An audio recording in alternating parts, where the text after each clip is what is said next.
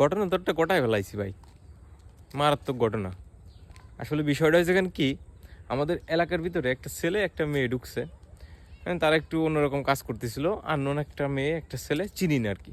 তাদেরকে ধরছি, দইরা খুঁটির সাথে বান্ধিছি, বাইন্দে পিটাইছি, জম পিটানো পিটাইছি, মনে করেন হাত পা ভাঙিয়ে দিছি।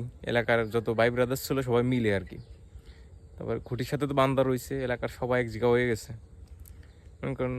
তারপরে কিছুক্ষণ পরে পুলিশ চলে আসে, 2 গাড়ি পুলিশ চলে আসে। মনে করেন আমি তো ভাবছি যে পুলিশ চলে আসে ওকে মনে হয় নীতি আইছে, কিন্তু ইনফরমেশন দিল কিনা, এই জিনিসটা আবার মাথার মধ্যে ঢুকতেছে, কাজ করেছে। কিন্তু পরে শুনি যে পুলিশ আমার ধরতে আইছে।